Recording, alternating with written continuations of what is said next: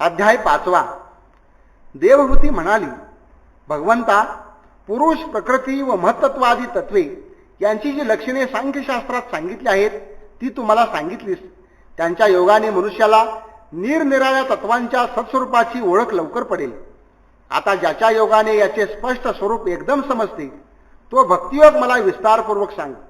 तसेच प्राण्यास संसारातील अनेक प्रकारच्या गती कशा प्राप्त होतात तेही मला सांग, म्हणजे त्याच्या ज्ञानाने मुमुक्ष जनास वैराग्य उत्पन्न होईल.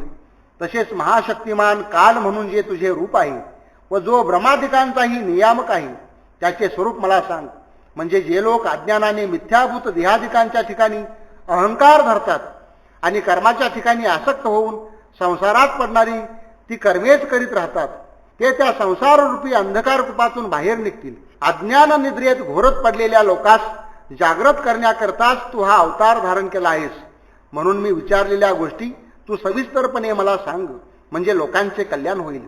मैत्रेय म्हणाली, विदुरा, याप्रमाणे मातेचे भाषण ऐकून भगवान कपिल महामुनीस संतोष झाला व त्यांनी तिच्या प्रश्नाचा मोठा गौरव करून त्यांची उत्तरे देण्यास प्रारंभ केला.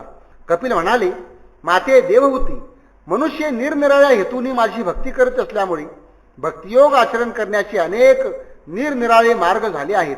माझ्याविषयी भेदबुद्धी बाळगून मनात दुसऱ्याविषयी मत्सर किंवा हिंसाबुद्धी ठेवून अथवा दंभाने जे लोक माझी भक्ती करतात ते भक्त तामस म्हणजे कनिष्ठ होत.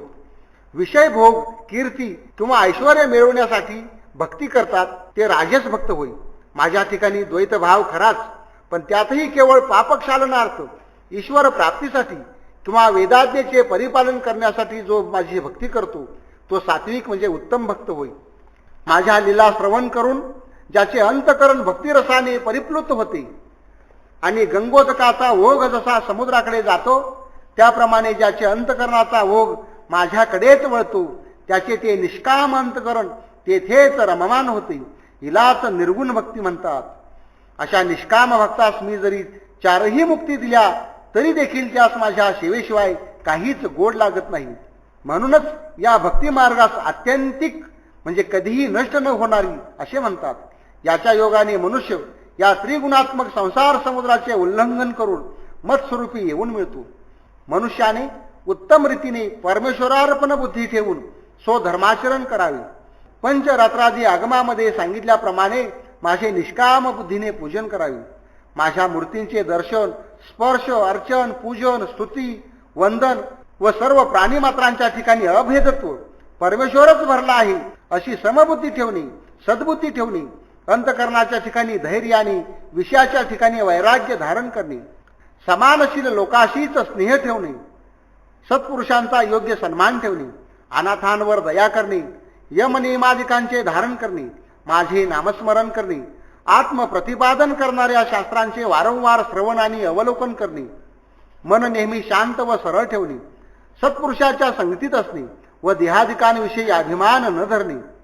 याप्रमाणे भागवत धर्माने वागणारा जो पुरुष त्याचे अंतकरण निर्मल होते व त्याने भगवत गुण श्रवण केले की लागलीच त्याचे अंतकरण त्या ठिकाणी जडून जाते आणि पुष्पादी पदार्थांच्या योगाने वायू जसा घ्राणेंद्रियास आपल्या स्वाधीन करून घेतो तसे भक्तियोगाने उचंबळलेले व सुखदुःख सारखे समजणारे मन परमेश्वरास आपल्या स्वाधीन करून घेते. हे माते, सर्व प्राणीमात्रांच्या अंतर्यामी मी वास करतो हे न ओळखता जो केवळ देहावरच आत्मदृष्टी देऊन माझे मूर्तीपूजन करतो तो नुसता ढोंगी होईल. सर्वांतर्यामी जो मी त्या मला न ओळखता जो मूर्तीपूजा करतो तो नुसत्या भस्मामध्येच होम करतो. देहादिकांच्या ठाई अभिमान ठेवणारा, भेदबुद्धीने पाहणारा व प्राणीमात्राशी वैरभाव धरून त्यांच्या अंतर्यामी वास करणारा जो मी, त्या माझ्याशी द्वेष करणारा जो पुरुष आहे त्याचे मन कधीही शांत राहत नाही. जो पुरुष प्राणीमात्राबरोबर वैरभाव धरतो त्याने सर्वोपचाराने जरी माझी पूजा केली तरी मी मुळीच संतुष्ट होत नाही. याकरता माझे सर्वांतर्यामी वास्तव्य आहे हे न ओळखणाऱ्या पुरुषानेच आपली नित्य नैमित्तिक कर्मे करून सापडेल तितक्या अवकाशात मूर्तीच्या ठिकाणी माझे पूजन करावे. जो मनुष्य स्वतःहून किंवा प्राणीमात्राहून परमेश्वर निराळा आहे अशी भावना ठेवतो त्या पुरुषास मी स्वतःच संसार दुःख देतो आणि मृत्यूभय उत्पन्न करतो. म्हणून सर्वांतर्यामी वास करणारा जो मी, त्या माझे सर्वांभूती पूजन करावे. माते, त्याचा प्रकार असा: आपल्यापेक्षा जे श्रेष्ठ असतील त्यांच्याशी स्नेह करावा, आपल्यापेक्षा हीन असतील त्यांचे प्रिय करून त्यास संतुष्ट करावे व सर्वांभूती समदृष्टी असू द्यावी. हे सुमंगले, माती, दगड इत्यादी अचेतनांपेक्षा सचेतन जे वृक्षाधिक ते श्रेष्ठ आहेत. त्याहून श्वासोच्छ्वास करणारे जंगम प्राणी श्रेष्ठ, त्याहून ज्ञान असणारे श्रेष्ठ, त्याहून शब्दादी विषयांचे ज्ञान असणारे श्रेष्ठ, त्यातही स्पर्श जाणणाऱ्या प्राण्यांपेक्षा रस जाणणारे मत्स्याधिक श्रेष्ठ, त्याहून गंध जाणणारे भ्रमरादी श्रेष्ठ, त्याहून शब्द जाणणारे सर्पादी श्रेष्ठ, त्याहून रूप ज्ञान असणारे कावळे वगैरे श्रेष्ठ, त्यापेक्षा ज्यास खाली वर दात असतात ते मर्कटादी श्रेष्ठ होत.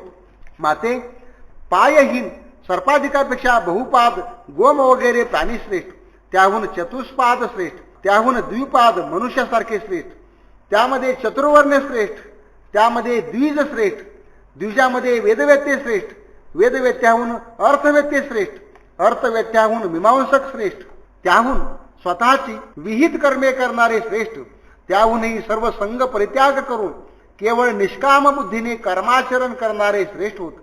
आणि ज्याने आपली सर्व कर्मे व शरीर मलाच अर्पण केल्यामुळे माझी प्राप्ती होण्यास ज्यास कोणताही प्रतिबंध उरला नाही तो सर्वात श्रेष्ठ होईल. माझ्या ठिकाणी सर्व कर्मे अर्पण करून कर्तृत्व अभिमान रहित झालेला व सर्वानुभूती समदृष्टी ठेवणारा जो पुरुष, त्या पुरुषा वाचून मला कोणीही उत्तम दिसत नाही. म्हणून सर्व प्राणीमात्राच्या ठिकाणी ईश्वर भरला आहे अशी भावना ठेवून त्या सर्वांचे बहुमान पुरस्सर वंदन करावे. माते देवहूती, इथपर्यंत तुला भक्तियोग आणि अष्टांगयोग सांगितले. या दोहोपैकी कोणत्याही एकाचे आचरण केले असता मनुष्याला ईश्वर प्राप्ती होण्यास अडचण नाही. भगवंताचे प्रकृती पुरुषात्मक जे हे रूप आहे त्याहून भिन्न अशा स्वरूपासच दैव म्हणतात. या दैवाच्या प्रेरणेनेच जीवास कर्मदशा प्राप्त होते व त्यापासून नाना प्रकारच्या गती मिळतात. हेच स्वरूप पदार्थ मात्राच्या निराळेपणास कारण झाले म्हणजे त्यास काल म्हणायचे. या कालापासूनच महत्त्वादी तत्वांश व त्यांच्या अभिमानाने भेददृष्टी ठेवून वागणाऱ्या जीवास भय उत्पन्न होते. या कालाचा सर्व जगास आश्रय असल्यामुळे हा सर्व भूतांच्या अंतरी प्रवेश करतो आणि पंचमहाभूतांच्या योगाने सर्व जगाचा संहार करतो. यज्ञादी कर्माचे फल देणारा जो विष्णू ते सुद्धा याचेच स्वरूप होय. यास कोणी मित्र नाही, कोणी शत्रू नाही, बांधव नाही, काही नाही. या सर्व सारखेच.